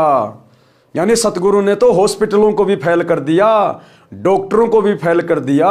हमारे गुरुजी तो डॉक्टरों के भी डॉक्टर हैं। दास गरीब तबीब सतगुरु बंदी छोड़ कबीर हैं। तबीब यानी वैद, वैदों का वैद भी सतगुरु है। ये हमारे शरीर और आत्मा दोनों का वैद है। तो ये सारी बातें वो अपने दादाजी को बताने लगे। परमात्मा ने वेदों का भी हवाला दिया है। ऋग्वेद मंडल 10 सूक्त 161 मंत्र 2 में भी यही प्रमाण है कि यदि रोगी मृत्यु के निकट पहुंच गया है, यानी उसको असाध्य रोग भी हो गया हो, यदि वह भक्ति पर लग जाए तो परमात्मा उसको मृत्यु के मुख से निकाल कर ले आए। आज हमें वही तो परमात्मा मिला हुआ है। और इस परमात्मा को किसी का रोग ठीक करने के लिए हॉस्पिटल की जरूरत नहीं है, डॉक्टरों की जरूरत नहीं है, मेडिसिन की जरूरत नहीं है। ये परमात्मा समर्थ है अपनी भक्ति की शक्ति से, अपने आशीर्वाद से। सतगुरु जो चावे सो कर ही, 14 कोटि दूत यम डर ही, ऊत भूत जम त्रास निवारे, चित्रगुप्त के कागज फाड़े। अगर धर्मराज के कागजों में भगत की रोग से मृत्यु होनी लिखी हो, परमात्मा उसको भी कैंसिल कर देगा, उसके कागज फाड़ देगा, अपने भगत की तकदीर नए सिरे से अपने हाथ से लिख देगा। उसे स्वस्थ करके 100% यानी पूरी आयु जीवन देता है। लेखक, ये लेखक शब्द क्यों लिखा है पता है लास्ट में? कि ऋग्वेद मंडल में जिस प्रकार से परमात्मा के गुण लिखे हैं ना, आज इस पुस्तक का लेखक है उन समस्त गुणों युक्त। यानी आज लेखक स्वयं धरती पर सतगुरु रूप में आपको उपलब्ध है, प्राप्त है। ये ऋग्वेद में इसी सतगुरु के विषय में लिखा हुआ है। जब सतगुरु कबीर जी धरती पर प्रकट होते हैं संत रूप में, तब वो ऐसे चमत्कार करते हैं। और निसंदेह सतगुरु रामपाल जी की शरण में आने के बाद हजारों नहीं लाखों की संख्या में आपको ऐसे भगत भाई बहन मिलेंगे जिनको देश के बड़े बड़े hospital, PGI, AIIMS, Apollo, Safdarjung, इन्होंने मना कर दिया था कि अब आगे आपका जीवन शेष नहीं है, घर जाइए। घर वालों को कह दिया था 2-3 महीने सेवा कीजिए, इससे ज़्यादा जीवन नहीं है। और जैसे सतगुरु की शरण में आए, उपदेश लिया, भक्ति शुरू की, आज वो घोड़े की तरह दौड़ रहे हैं। ऋग्वेद में लिखा है परमात्मा अपने भगत को, यदि वो मृत्यु के निकट भी पहुंच चुका है, धर्मराज के दरबार में भी यदि यम के दूत उसको ले गए हैं, परमात्मा वहां से भी अपने भगत को छुड़वा कर 100 वर्ष की आयु प्रदान कर देता है भक्ति के लिए। तो आज ये समस्त गुण धरती पर यदि एकमात्र किसी संत में हैं तो सतगुरु रामपाल जी में है, क्योंकि ये स्वयं ऋग्वेद वाला परमात्मा है। इसलिए गुरुदेव ने यहां पर लास्ट में लेखक लिखा है कि ये सारे गुण लेखक कौन है? हमारे गुरुदेव लेखक में उपलब्ध है। इतनी देर में पुत्र वधू आई। अब दोनों बच्चे और दादाजी आपस में बातें कर ही रहे थे, जो बातें गुरुदेव ने सत्संग में सुनाई थी। इतने देर में राम भगत के बेटे की बहू आई और क्या बोली? इतनी देर में पुत्र वधू आई और कहा पिताजी स्नान कर लो। कहाँ तो सूखी रोटी टेढ़ा मुंह करके पकड़ा के जाती थी कि खा ले खाना तो खा ले, व्यर्थ में हमारे ऊपर बोझ बन के बैठ गया, कब मरेगा। और एक सत्संग सुनने से इतना हृदय परिवर्तित हो गया। इसको कहते हैं सतगुरु के वचन की शक्ति। सतगुरु के वचन की शक्ति, जैसे पारस लोहे को सोना बना देता छूते ही, ऐसे ही परम संत के मुख से सत्संग सुनते ही आत्मा इस प्रकार से परिवर्तित होना शुरू हो जाती है। इतनी देर में पुत्र वधू आई और कहा पिताजी स्नान कर लो, धोती यही छोड़ देना, मैं आप साफ कर दूंगी। राम भगत जी ने कहा कि बेटी आपको घर का बहुत कार्य करना होता है, खाना बनाना, पानी लाना, पशु संभालना है, मैं आप धो लूंगा। मेरी टांग भी अब ठीक हो गई है, बस थोड़ा सा लंग रहता है। राम भगत स्नान करके धोती बदलकर धोती धोने लगा। उसी समय बच्चों ने आकर धोती छीन ली और लेकर अंदर भाग गए और अपनी माता जी को दे दी। फिर कुर्ता भी ले गए, दूसरा कुर्ता लाकर दे दिया। लड़का खेत से पशुओं का चारा लेकर आया और पहले की तरह पिताजी को देखा और बिना बोले आगे घर में चला गया। अब बेटे की तो वही पहले वाली आदत। अब बेटे को क्या पता कि तेरी औरत सत्संग सुन के बदल चुकी है। उसके संस्कार सतगुरु ने परिवर्तित कर दिए। उसकी आत्मा में अब दया भाव भर दिया सतगुरु ने। अब वो पहले वाली नहीं रही। लेकिन बेटा तो अभी भी पहले वाला ही था। बेटा घर खेत से आया, अपने पिताजी को देखा और देख के अंदर की ओर चला गया। उसने देखा कि पत्नी निर्मला हलवा बना रही थी। अब ये पॉइंट भाई और बहनों आप और हमारे लिए, हम जितने भी सतगुरु रामपाल जी परमेश्वर जी के फॉलोवर हैं, भगत हैं, ये आप और हमारे लिए है। सतगुरु यानी स्वयं परमात्मा, परमेश्वर, अल्लाहु अकबर, धरती पर यह सत्ज्ञान इनके अलावा और कोई नहीं दे सकता। काल के साथ में टक्कर धरती पर और कोई आचार्य शंकराचार्य नहीं ले सकता। इसलिए सतगुरु स्वयं परमात्मा होता है। और गीता अध्याय 3 श्लोक 13 में लिखा है कि परमात्मा को भोग लगाए बिना जो व्यक्ति अन्न पकाते हैं, अन्न खाते हैं, वो तो समझो पाप खा रहे हैं, पाप। तो ये पूरी दुनिया जो सतगुरु रामपाल जी की शरण से दूर है, चाहे देश का प्रधानमंत्री हो, चाहे अमेरिका का राष्ट्रपति हो, चाहे बहुत बड़ा कोई धनाढ्य व्यक्ति हो, ये पूरी दुनिया रोजाना चाहे 56 प्रकार के भोग खा रही हो, बड़े बड़े 5 स्टार होटल में, ये सब लोग पाप खा रहे हैं, पाप का भोजन खा रहे हैं। क्योंकि इनको पता नहीं है कि परमात्मा कौन है, कैसे भोग लगाया जाता है। और कैसे परमात्मा को भोग लगने के बाद वो भोजन पाप नाशक बन जाता है। तो पूरी दुनिया तो वैसे पाप खा रही है जो सतगुरु रामपाल जी की शरण में नहीं है। अब जितने भगत भाई बहन सतगुरु रामपाल जी की शरण में हैं, उनमें से केवल चंद भाई बहन हैं जो अपने गुरु को परमात्मा मानते हैं, परमेश्वर मानते हैं, अपना इष्ट मानते हैं। वो है सात संगति से जुड़े हुए सत्सेवक भाई बहन। बाकी सतलोक आश्रमों से जुड़े हुए 90% भाई बहन आज भी इस ज्ञान को अच्छे से ना समझ पाने के कारण, अपने कमजोर संस्कारों के कारण अपने गुरुजी में परमात्मा नहीं देख रहे हैं, जिस कारण से वे आत्माएं भी अपने अपने घरों पर अपने गुरुदेव भगवान को भोग लगाकर भोजन प्रसाद ग्रहण नहीं करते हैं, केवल एक छोटी सी अन्नदेव की आरती कर देते हैं।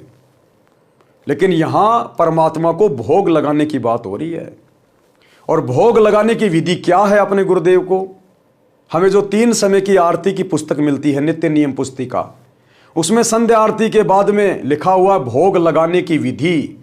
आज लग्या साहिब को भोग दीन के टुकड़े पानी का, मोकू कहाँ ढूंढे रे बंदे मैं तो तेरे पास में। इस प्रकार की एक आरती है, कुल मिला के 40 या 42 मिनट के आसपास की। तो इस विधि से यदि वर्तमान में पूरे विश्व में सतगुरु रूप में आए हुए परमात्मा को पहचान कर, अपने अपने घरों को आश्रम बनाकर, ज्ञान को आधार बनाकर, गुरु को इष्ट मानकर यदि कोई भोग लगा रहा है तो केवल सत्सेवक भाई बहन है। हम दोनों समय गुरुदेव को भंडारे का भोग लगाते हैं। सुबह सतगुरुदेव के लिए नाश्ता तैयार किया जाता है और भंडारे के दोनों समय हलवा राम बनाया जाता है। थोड़ा सा, जिसको जितने भी परिवार में उपदेशी हैं या अनुपदेशी हैं, एक एक चम्मच हलवा प्रसाद ले सके। आधा कटोरी, 1 कटोरी हलवा दोनों समय बनता है। तो यह है विधि कंप्लीट। जब आपको परमात्मा की पहचान हो जाए, उसके बाद आप जी खाली अन्नदेव की आरती के साथ में भोग लगा के भोजन नहीं कर सकते। फिर तो आप अपने गुरु को परमात्मा मानकर गीता अध्याय 3 श्लोक 13 के अनुसार भोग की आरती के साथ भोग लगा के भोजन ग्रहण करेंगे। उससे पहले आप जी भोजन खा ही नहीं सकते, क्योंकि अब आपको विधि का पता चल गया कि हमने तो अपने पापकर्म कटवाने हैं और सतगुरु को परमात्मा मानकर भोग लगाकर भोजन खाने से हमारे पापकर्म कटेंगे। और भोग लगाने की आरती क्या है, विधि क्या है, वो नित्य नियम की पुस्तिका में लिखी हुई है। संध्या आरती के बाद, अन्नदेव की छोटी बड़ी आरती के बाद भोग लगाने की विधि। तो सभी सत्सेवक भाई बहन जो सात संगति से जुड़े हैं, वे प्रतिदिन अपने गुरुदेव भगवान को भोग लगाते हैं। सप्ताह में 1 बार तो बड़ी भोग की आरती के साथ और बाकी दिन छोटी भोग की आरती के साथ। छोटी भोग की आरती क्या है? सभी सत्सेवक भाई बहनों के घरों में परमात्मा का बेड लगा हुआ है, गुरुदेव का आसन लगा हुआ है, गुरुदेव की चौकी लगाई जाती है। घर में जो भी भंडारा बनता है वो सबसे पहले सतगुरुदेव जी को अर्पित किया जाता है एक थाल में। और गुरुदेव भगवान को जो हम भोग लगाएंगे केवल देसी घी से बना हुआ होना चाहिए। गाय या भैंस के देसी घी से, डालडा या वनस्पति घी का प्रयोग नहीं होता। हम भाई बहन तेल में बनी सब्जी खा सकते हैं, लेकिन अपने सतगुरु को तेल से बनी हुई सब्जी का भोग नहीं लगा सकते। डालडा या वनस्पति घी तो हम भक्तों ने भी नहीं यूज करना, क्योंकि इसमें जानवरों की चर्बी आती है। ना हमने डालडा और वनस्पति घी को जब हम जोत जलाते हैं, हवन करते हैं, उसमें भी प्रयोग नहीं करना। हवन में केवल गाय या भैंस का देसी घी, वो चाहे आप किसी डेयरी से लाओ चाहे किसी गांव से लाओ। और सतगुरु के लिए जो भोजन बनेगा, भले 4 चपाती और 1 कटोरी सब्जी की जो आप बनाएंगे, भले 1 चम्मच देसी घी से बनाओ, लेकिन सतगुरु का भंडारा जो भी बनेगा देसी घी से ही बनेगा। डालडा का प्रयोग नहीं होगा, तेल का प्रयोग नहीं होगा बिल्कुल भी। हम परिवार वाले तेल से बनी हुई सब्जी का भोजन खा सकते हैं, नो प्रॉब्लम, लेकिन सतगुरु के लिए जो सब्जी बनेगी, जो चपातियां चुपड़ेंगी, वो देसी घी में। तो इस प्रकार से फिर हम अपने गुरुदेव के जहां पर हमने आसन लगा रखे हैं, हम लोग एक चौकी पे वो थाल रख देते हैं। सबसे पहले मंगलाचरण करते हैं, फिर गुरुदेव भगवान से भोजन करने की प्रार्थना करते हैं कि हे परमपिता परमात्मा, सारी सृष्टि के रचनहार, कुल मालिक, कबीर परमेश्वर सतगुरु रामपाल जी भगवान, आप जी का भोग प्रसाद तैयार है। आप अपनी पवित्र रसना से इसे पवित्र करने की कृपया करें।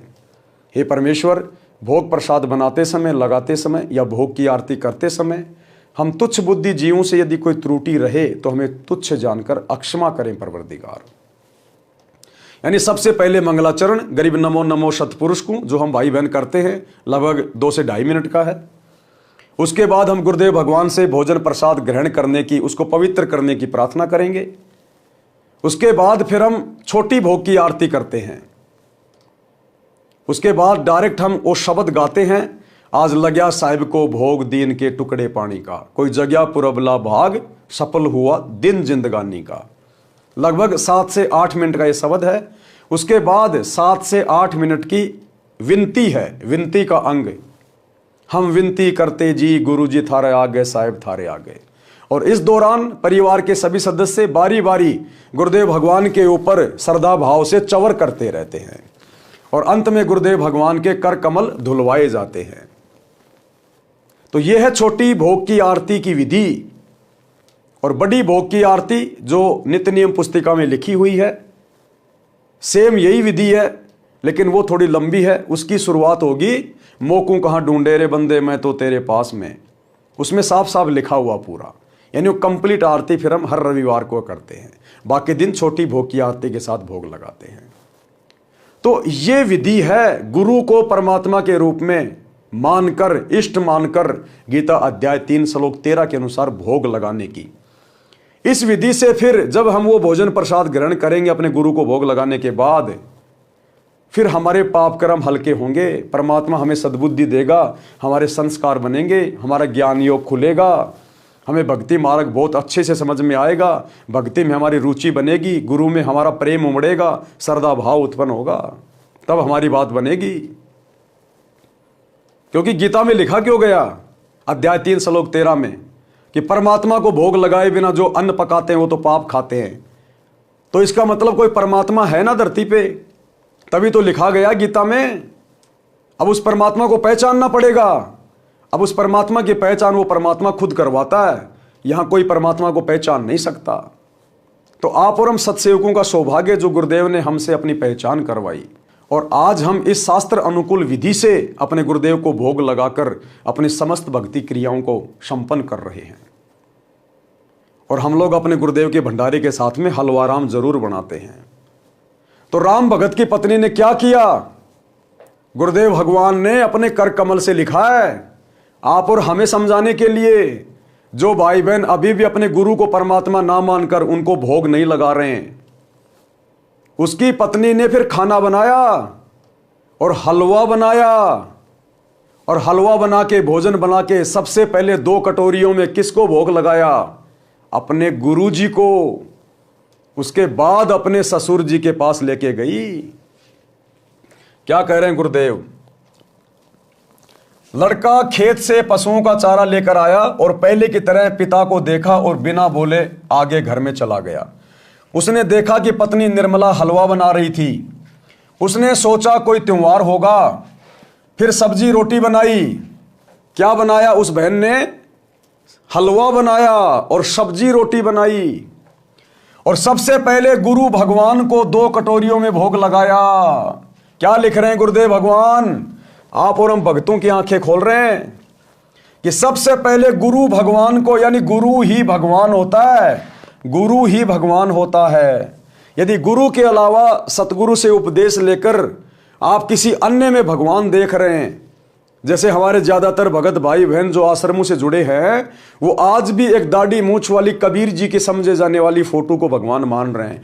तो गुरुदेव ने यहां पर गुरु के आगे भगवान शब्द लिखकर ये क्लियर कर दिया कि आप बहुत बड़ी गलतफहमी में जी रहे हो। अभी तक आपने ज्ञान को आधार नहीं बनाया है।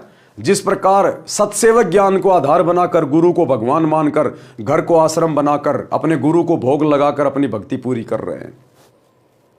अन्यथा भाइयों और बहनों, वो बेचारी पहली बार सत्संग में गई, 3 दिन उसने सत्संग सुना। 3 दिन में उसको कहां से ये बातें समझ में आ जाएंगी कि गुरु ही भगवान होता है और गुरु को हलवे राम का भोग लगाया जाता है सबसे पहले भंडारे का। ये बातें गुरुदेव भगवान आप और हमारी आंखें खोलने के लिए इस पुस्तक में मेंशन कर रहे हैं। गुरु स्वयं नहीं कहेगा कि मैं भगवान हूं, मैं परमात्मा हूं, मुझे भोग लगाओ, हलवा बनाओ।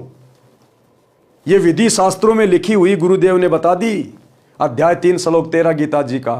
और यहां गुरुदेव हमें फिर से प्रेरित कर रहे हैं कि बच्चों अभी भी आंखें खोल लो, अपने गुरु को पहचानो, अपने जैसा सामान्य व्यक्ति या सामान्य संत मान के व्यवहार मत करो। तो क्या किया उस बहन ने? सर्वप्रथम गुरु भगवान को 2 कटोरियों में भोग लगाया, अपने गुरु जी को परमात्मा मानकर, भगवान मानकर। गुरु भगवान यानी गुरु ही परमात्मा होता है। सर्वप्रथम गुरु भगवान को 2 कटोरियों में भोग लगाया तथा फिर एक थाल में रोटी, कटोरियों में हलवा तथा सब्जी डालकर अपने ससुर जी के पास लेकर गई। हलवा बनाया, भोजन बनाया और सबसे पहले अपने गुरु जी को भोग लगाया, उसके बाद में अपने ससुर के पास लेकर गई वो भोजन और बोली, पिताजी भोजन खा लो, भूख लगी होगी, दूर से आए हैं। राम भगत बोला, बेटी मेरे को ये हजम नहीं होता, सूखी रोटियां ला दे, मैं बीमार हो जाऊंगा। राम भगत जी ने सोचा कि कहीं भावना में बहकर बेटी आज तो सब सेवा कर देगी, परंतु लड़का इसको धमकाएगा क्योंकि उसको सत्संग का ज्ञान नहीं है, कहीं घर में झगड़ा ना हो जाए। इतने में लड़का भी आ गया, अपनी पत्नी को बोला, पिताजी ठीक ही तो कह रहे हैं, ले चल अंदर। पिता का कमरा गली पर था, बच्चों का रहने का अंदर को था। पत्नी बोली, चुप रहे। राम भगत के बेटे की बहू बोली, चुप रहे, बहुत कर्म फोड़ लिए, सत्संग में जाके आई हूं, सब कुछ समझ में आ गया मुझे। क्योंकि वो बेटा अपनी पत्नी के कहने में चलता था। तो पत्नी ने कहा चुप रहे, तो बेटे की क्या औकात, अब वो चुप ना रहे तो बोले चुप रहे, वो मैंने बतेरे कर्म फोड़ लिए मेरे। पत्नी बोली चुप रहे, मैंने बहुत पाप इकट्ठे कर लिए, अब पिताजी की सेवा मैं स्वयं करूंगी। लड़का चुप हो गया। राम भगत ने दोनों बच्चों को थोड़ा थोड़ा हलवा दिया, पुत्र वधू को देने लगा तो बोली कि आप क्या खाओगे, घर पर और भी बहुत सारा हलवा प्रसाद बचा है, पिताजी आप खाओ, नहीं खाओगे तो मेरी आत्मा रोएगी, क्योंकि मैंने बहुत ज्यादा आपके साथ बदतमीजी कर रखी है, मैंने बहुत ज्यादा पाप इकट्ठे कर रखे हैं। अब आपकी सेवा करके ही सतगुरु मेरे पाप कर्मों को धोएगा, साफ करेगा। आप नहीं खाओगे तो मेरी आत्मा रोएगी। देखो भाई और बहनों, एक सत्संग ने कितना चेंज कर दिया, कितना परिवर्तित कर दिया। अन्यथा राम भगत के ऊपर क्या बीत रही थी, और अंत में वो बेटे की बहू, अंत में फिर उसका क्या हसर होता। ऐसे ही वो बीमार होती, खटिया में पड़ी होती, और उसके घर में भी फिर ऐसी बेटे की बहू आती, तो दुर्गति होनी थी उसकी, दुर्गति। अंत में परमात्मा ने पूरे परिवार को बचा लिया, पूरे परिवार को संभाल लिया। आगे चलकर बेटे ने भी नाम दीक्षा ले ली, पूरा परिवार ऋषि परिवार बन गया, शुरग बन गया, शुरग। जो सतगुरु अपनी सतभक्ति से, अपने आशीर्वाद से ऐसे उजड़े हुए परिवारों को सुखी कर दे, धरती पर सुर्ग बना दे, तो क्या उस सतगुरु के सतलोक में अखंड सुख नहीं होंगे? वहां की तो हम कल्पना भी नहीं कर सकते। जब शरीर छोड़ने के बाद सतगुरु के साथ विमान में बैठकर सतलोक जाएंगे। जो सतगुरु यहां इतना सुखी कर सकता है, तो सोचिए उसके सतलोक में कितना सुख होगा। भगत राम भगत जी ने गुरुदेव भगवान का सुमरण किया और भोजन खाया।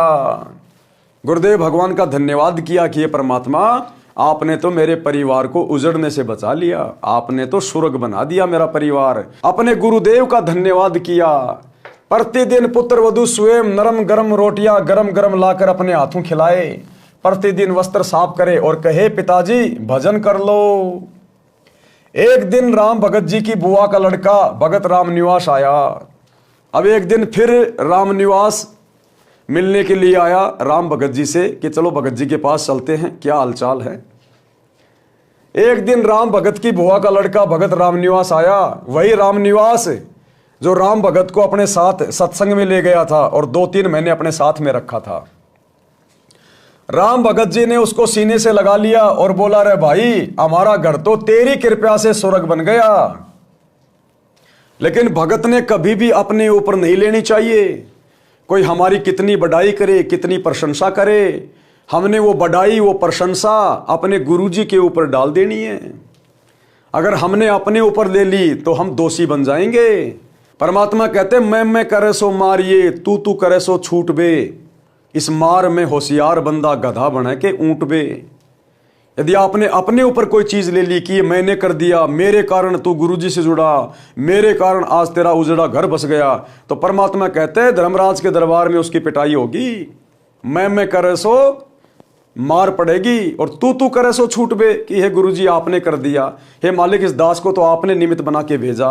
दास की क्या औकात है परमात्मा जो मैं किसी को आपसे जोड़ दूं।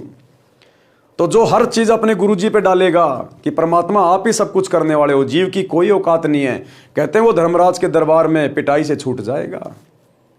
मैं करे सो मारिए, तू करे सो छूट बे। इस मार में होशियार बंदा गधा बने के ऊंट बे। और यदि अपने ऊपर लेगा कि मेरे कारण ऐसा हो गया, मैंने ये कर दिया, कहते अगले जन्म में गधा बनेगा, ऊंट बनेगा, उसकी पिटाई होगी। राम भगत जी ने उसको सीने से लगा लिया और बोला रे भाई हमारा घर तो तेरी कृपा से स्वर्ग बन गया। भगत रामनिवास बोला कि मामा के बेटे रामनिवास से कुछ ना हुआ, गुरुदेव जी की शब्द शक्ति का करिश्मा है। किसकी शक्ति का करिश्मा है? गुरुदेव भगवान के वचनों का, उनकी शब्द शक्ति का। आप और मैं तो पहले इकट्ठे ने बत्ती डंडा खेला करते, मेरे करने से होता तो पहले ही हो जाता। गुरुजी कह रहे थे कि राम भगत पिछले जन्मों में भगत था, इससे घर के मोह के कारण मर्यादा में चूक बनी थी, उसके कारण इतना कष्ट उठाया है। अब ये मां दुखी हो चुका था तब तेरे साथ आया है, नहीं तो आप कितनी बार राम भगत से पहले कह चुके थे कि सत्संग में चल, परंतु मोह माया में अंधा हो चुका था। ये कष्ट और पुत्र वधू का व्यवहार इसके लिए वरदान बन गया। ये कष्ट और बेटा बेटी का वो बुरा व्यवहार इसके लिए वरदान बन गया कि अंदर ही अंदर दुखी होकर, बाहर तो केवल दिखावा कर रहा था कि मुझे कोई दिक्कत नहीं है, मेरा बेटा बेटी बहुत अच्छे हैं, लेकिन अंदर तो जो कष्ट था, जो पीड़ा थी वो होनी थी। तो अंदर ही अंदर दुखी था उनके व्यवहार से। और उसी दुख के कारण कि मैंने बचपन से बच्चे को पाला पोषा, आज मैंने बुढ़ापे में इससे उम्मीद लगाई और दोनों मेरे साथ में अच्छा व्यवहार नहीं कर रहे हैं, इस दुख के कारण भगत रामनिवास के साथ में वो सत्संग में गया था, अन्यथा सत्संग में नहीं जाता। कबीर जी ने कहा है कि कबीर सुख के माथे पत्थर पड़ो जो नाम हृदय से जाए, बलिहारी दुख के कारण जो पल पल नाम रटाए। गुरुदेव भगवान कहते हैं कि अपने गुरु से, अपने परमात्मा से ज्यादा सुखों की डिमांड मत करना, ज्यादा भौतिक इच्छाओं की डिमांड मत करना। ये सुख तुम्हें भक्ति और भगवान से दूर कर देगा। ये पहला नियम बताया परमात्मा ने। सुखी होते ही सबसे पहले जीव भगवान को भूलता है, भक्ति मर्यादाओं में गफलत करने लगता है। तो परमात्मा कहते हैं बाढ़ में जाओ, ऐसा सुख पत्थर पड़ो उसके ऊपर, कि सुख के माथे पत्थर पड़ो जो नाम हृदय से जाए, और बलिहारी उस दुख के कारण जो पल पल नाम रटाए। कि ऐसा दुख मेरे लिए वरदान जो मुझे भगवान से जोड़ दे, मैं कुर्बान जाऊं ऐसे दुख के ऊपर। और परमात्मा हल्का हल्का कष्ट, हल्का हल्का दुख भक्ति करवाने के लिए आप हमें देते रहिएगा। तो भगत ने कभी भी अपने गुरुदेव भगवान से सांसारिक सुखों की डिमांड नहीं करनी चाहिए, क्योंकि हम जो भक्ति कर रहे हैं ये देवी देवताओं की नहीं है, किसी आधे अधूरे बहरे देवी देवताओं की नहीं है, भगवानों की नहीं है।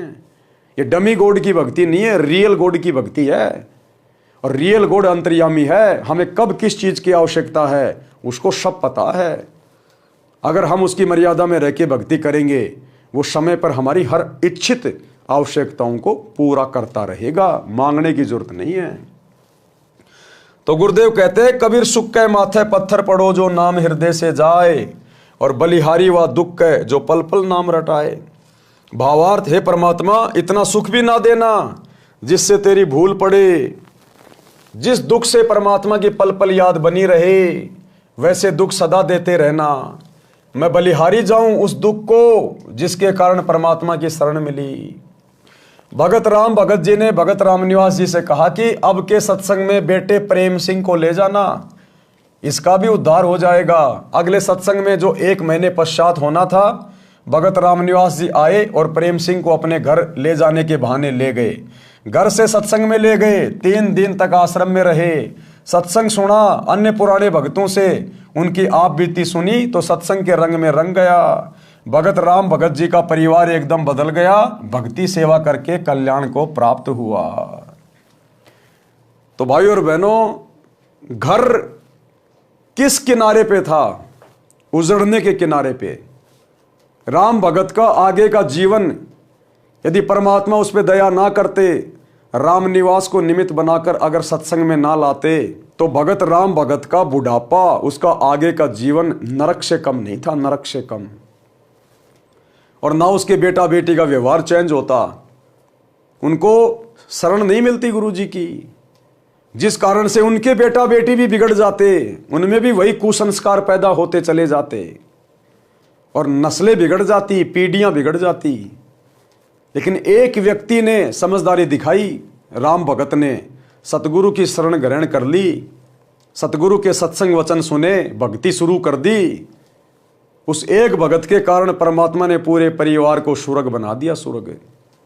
तो इसी प्रकार भाई और बहनों, अभी आप लोग जो सतगुरु रामपाल जी के शरण से दूर हैं, आप लोग जो ये सोच के बैठे कि बस हमारा बेटा नौकरी लग गया, बेटी नौकरी लग गई, बहुत बड़ा अधिकारी बन गया, अरे बड़े बड़े मुख्यमंत्री जेलों में पड़े हैं, आपको तो केवल छोटा मोटा अधिकारी लगा है, मुख्यमंत्री तक जेल में चले जाते हैं।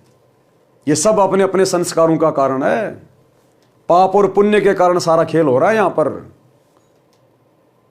अगर अपने जीवन में संस्कारों से ज्यादा चाहते हो, अच्छा चाहते हो, अपने भाग्य में कुछ परिवर्तन चाहते हो, आने वाले संकटों से छुटकारा चाहते हो, जिन संकटों के विषय में आपको नहीं पता कब आपके घर पे बिजली गिर जाए, आप लोग तो खुशी खुशी बेटा नौकरी लग गया, पूरे परिवार को लेके किसी बाबा जी के दर्शन करने जा रहे, पहाड़ों पे, मंदिरों में, तीर्थों पे, और रास्ते में गाड़ी एक्सीडेंट हो गई।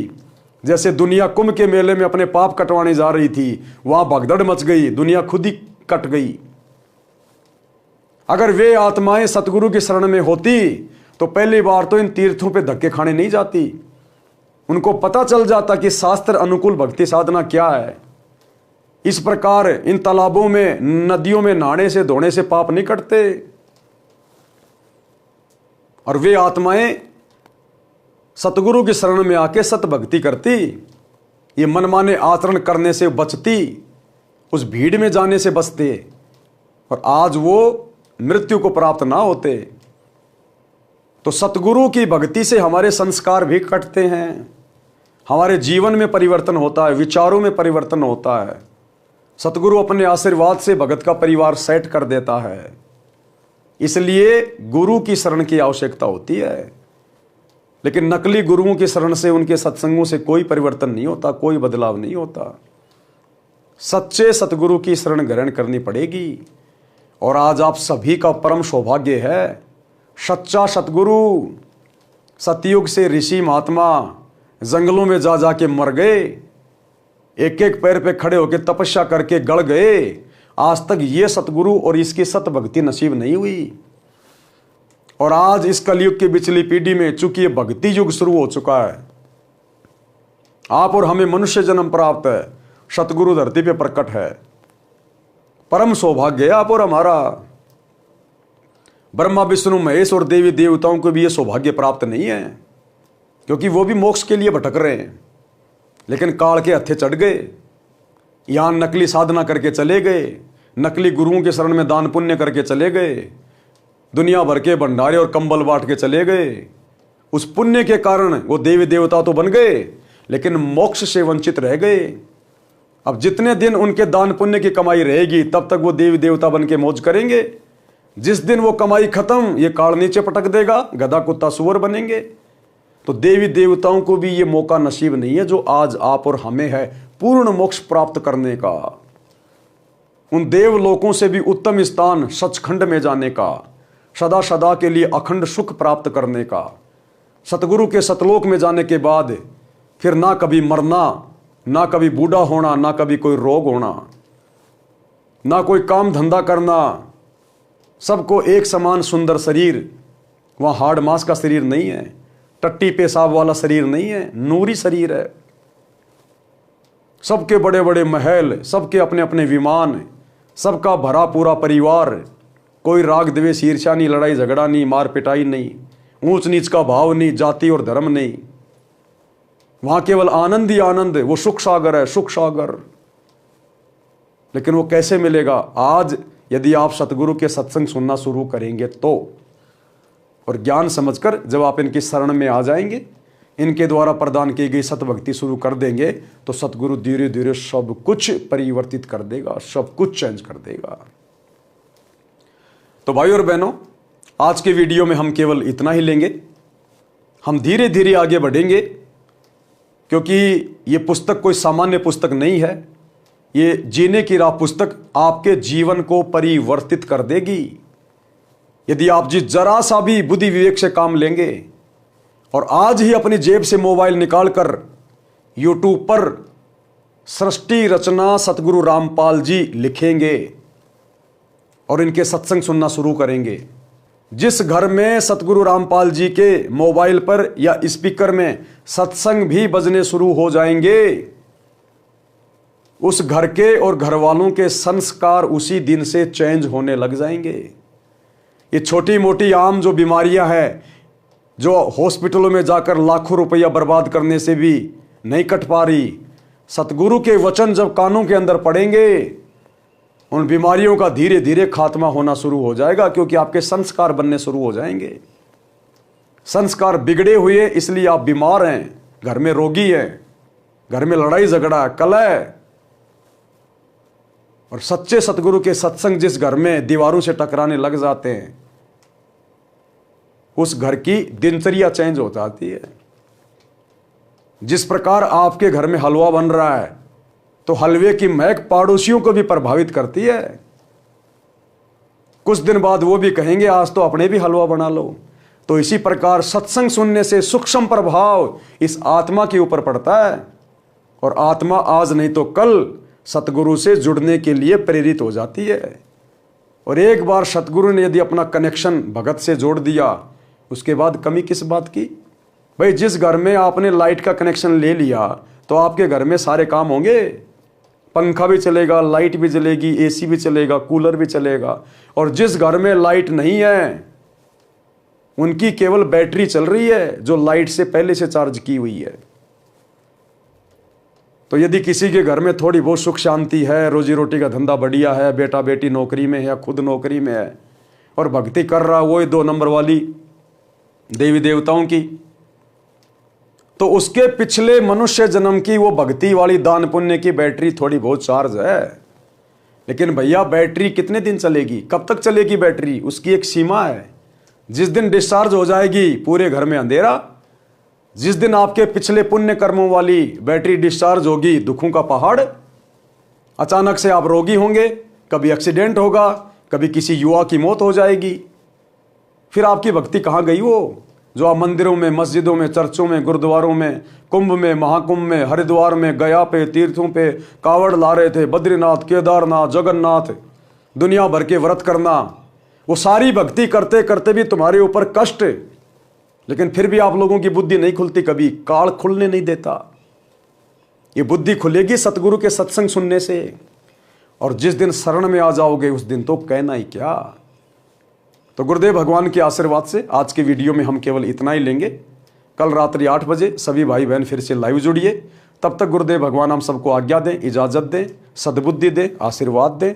बंदी छोड़ सतगुरु रामपाल जी भगवान की जय हो। भाई जो गुरु वचन पे डट गे, कट गे फंद 84 के, कट गे फंद 84 के, कट गे फंद 84 के। भाई जो गुरु वचन पे डट गे, कट गे फंद 84 के, कट गे फंद 84 के।